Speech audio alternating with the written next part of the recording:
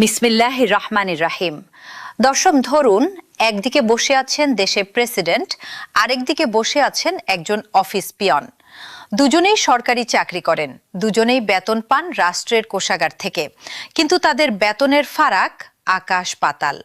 এই ফারাকটা কিভাবে তৈরি হয়, কোন নিয়মে ঠিক হয়, কে কত টাকা পাবেন, এই পুরো হিসাবটাই আজকে আমরা খুঁটিয়ে দেখব। রাষ্ট্রপতি, প্রধানমন্ত্রী, মন্ত্রী, সচিব থেকে শুরু করে মাঠ পর্যায়ের সরকারি কর্মচারী, রাষ্ট্রযন্ত্রের শীর্ষ থেকে একেবারে নিচের স্তর পর্যন্ত কে কত টাকা বেতন পান, আজকের প্রতিবেদনে আমরা জানব সেই পুরো চিত্র। সেই সঙ্গে জানব বাংলাদেশের বেতন কাঠামো কিভাবে তৈরি হলো, এর ইতিহাস কি, নতুন পে কমিশনের সুপারিশে কি পরিবর্তন আসছে, আর মূল বেতনের বাইরে একজন সরকারি কর্মচারী আর কি কি সুযোগ সুবিধা পান। তাহলে চলুন শুরু করা যাক। বেতন কাঠামোর ইতিহাস ও পটভূমি।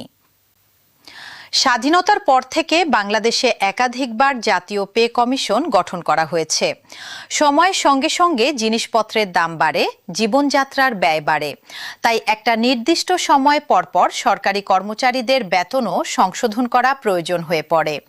এই প্রয়োজন থেকেই গঠিত হয় পে কমিশন, যারা গবেষণা করে সুপারিশ তৈরি করে, আর সেই সুপারিশ সরকার অনুমোদন করলে তবেই তা নতুন বেতন কাঠামো হিসেবে কার্যকর হয়।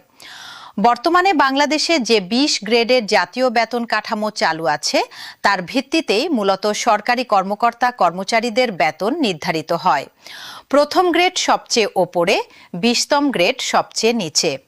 এই সিঁড়ির প্রতিটি ধাপে পদমর্যাদা, দায়িত্ব আর যোগ্যতার ভিত্তিতে বেতন ঠিক করা হয়েছে। তবে একটা বিষয় খেয়াল রাখা জরুরি, রাষ্ট্রপতি, প্রধানমন্ত্রী, স্পিকার, প্রধান বিচারপতি কিংবা মন্ত্রীদের মতো সাংবিধানিক ও রাজনৈতিক পদগুলো এই 20 গ্রেডের কাঠামোর সরাসরি অংশ নয়।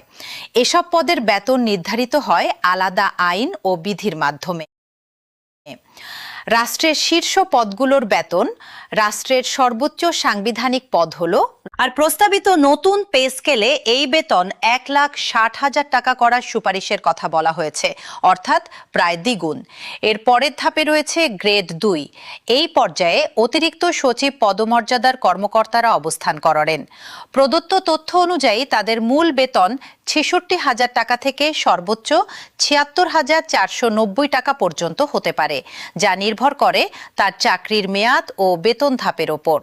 গ্রেড 3 এ রয়েছেন যুগ্ম সচিব পর্যায়ের কর্মকর্তারা, যারা মন্ত্রণালয়ের বিভিন্ন শাখার দায়িত্বে থাকেন। এরপর গ্রেড 4 এ থাকেন উপসচিব পর্যায়ের কর্মকর্তারা, আর গ্রেড 5 ও 6 এ থাকেন বিভিন্ন গুরুত্বপূর্ণ প্রশাসনিক ও কারিগরি পর্যায়ের কর্মকর্তারা, যেমন সিনিয়র সহকারী সচিব, বিভিন্ন দপ্তরের উচ্চপদস্থ প্রকৌশলী বা চিকিৎসক।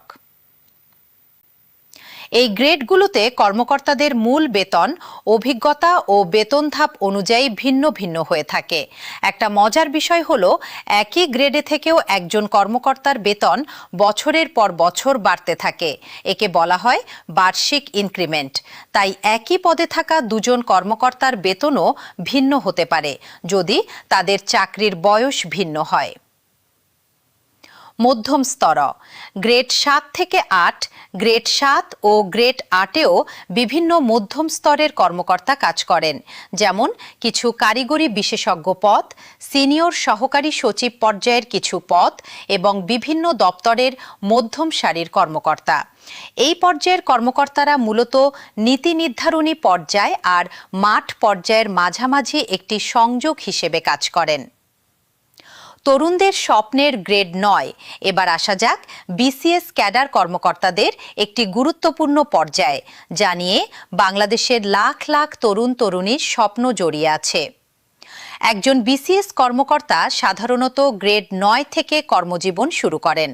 সহকারী সচিব, সহকারী কমিশনার, সহকারী পুলিশ সুপার কিংবা বিভিন্ন সরকারি প্রতিষ্ঠানের প্রভাষক সহ বেশ কিছু পদ এই গ্রেড 9-এর অন্তর্ভুক্ত। বর্তমান জাতীয় বেতন কাঠামোয় গ্রেড 9-এর মূল বেতন 22,000 টাকা, আর নতুন পে কমিশনের সুপারিশ অনুযায়ী এই বেতন 45,100 টাকা করার প্রস্তাবের কথা বলা হয়েছে, অর্থাৎ প্রায় দ্বিগুণেরও বেশি। প্রতি বছর বিসিএস পরীক্ষার মাধ্যমে হাজার হাজার তরুণ তরুণী এই গ্রেডে প্রবেশের জন্য প্রতিযোগিতা করেন। বছরের পর বছর প্রস্তুতি নিয়ে একাধিক ধাপের পরীক্ষা পেরিয়ে তবেই একজন প্রার্থী এই পদে যোগ দিতে পারেন। তাই প্রস্তাবিত নতুন কাঠামো কার্যকর হলে এই গ্রেডের কর্মকর্তাদের বেতনে যে উল্লেখযোগ্য পরিবর্তন আসতে পারে তা নিয়ে প্রশাসনিক মহলে বেশ আলোচনা চলছে।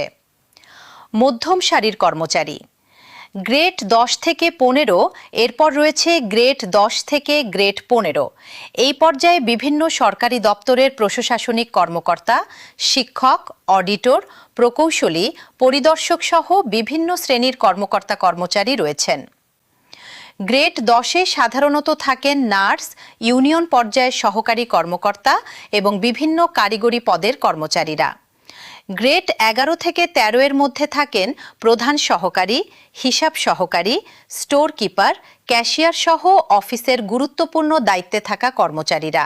আর গ্রেড 14 ও 15-এ থাকেন জুনিয়র পর্যায়ের বিভিন্ন সহকারী, উচ্চমান সহকারী এবং কারিগরি কর্মচারীরা। এই পর্যায়ের কর্মচারীরাই মূলত অফিসের দৈনন্দিন নথিপত্র, হিসাব নিকাশ এবং প্রশাসনিক যোগাযোগের কাজগুলো সামলে থাকেন। তাদের দায়িত্ব ও পদ অনুযায়ী বেতন কাঠামোর বিভিন্ন ধাপ নির্ধারিত হয়।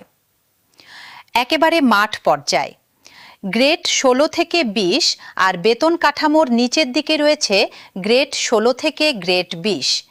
এই পর্যায়ে রয়েছেন অফিস সহকারী, কম্পিউটার অপারেটর, ড্রাইভার, নিরাপত্তা কর্মী, সহায়ক কর্মচারী, পরিচ্ছন্নতা কর্মী সহ বিভিন্ন গুরুত্বপূর্ণ কর্মী। শুনতে ছোট মনে হলেও রাষ্ট্রের প্রতিদিনের প্রশাসনিক কার্যক্রম সচল রাখতে এই কর্মচারীদের ভূমিকা অত্যন্ত গুরুত্বপূর্ণ। অফিস খোলা রাখা, নথিপত্র বহন করা, গাড়ি চালানো, নিরাপত্তা, এছাড়া চাকরি শেষে রয়েছে পেনশন সুবিধা, আনুতোষিক এবং জমাকৃত প্রভিডেন্ট ফান্ডের অর্থ, যা একজন সরকারি কর্মচারীর অবসর পরবর্তী জীবনের আর্থিক নিরাপত্তার একটি বড় ভরসাস্থল। বিশেষ করে দীর্ঘ চাকরি জীবন শেষে গ্রেড 1 থেকে গ্রেড 9 পর্যন্ত কর্মকর্তাদের ক্ষেত্রে এই সুবিধাগুলো বেশ বড় অঙ্কের হয়ে দাঁড়ায়। নতুন পে কমিশন ও ভবিষ্যতের বেতন কাঠামো একইভাবে মনে রাখা জরুরি। নতুন পে কমিশনের সুপারিশ মানেই সেটি চূড়ান্ত বেতন কাঠামো নয়। সরকার চূড়ান্ত অনুমোদন দেওয়ার পরই বাস্তব বেতন কাঠামো নির্ধারিত হবে। সাধারণত এ ধরনের সুপারিশ মন্ত্রিসভায় পর্যালোচনা ও অনুমোদনের পর অর্থ মন্ত্রণালয়ের মাধ্যমে সরকারি গেজেট আকারে প্রকাশিত হয় এবং তারপরই তা বাস্তবায়ন শুরু হয়। এই প্রক্রিয়া সাধারণত বেশ কিছুটা সময় সাপেক্ষ, কারণ এর সঙ্গে জড়িত থাকে রাষ্ট্রের সামগ্রিক বাজেট, রাজস্ব আয় এবং অর্থনৈতিক পরিস্থিতির হিসাব নিকাশ।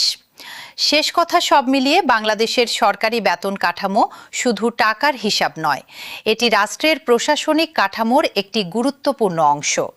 একজন সচিব যেমন রাষ্ট্রের নীতি বাস্তবায়নে গুরুত্বপূর্ণ ভূমিকা পালন করেন, তেমনি একজন অফিস সহকারী, ড্রাইভার, নিরাপত্তা কর্মী কিংবা পরিচ্ছন্নতা কর্মীও প্রতিদিনের সরকারি কার্যক্রম সচল রাখতে গুরুত্বপূর্ণ দায়িত্ব পালন করেন।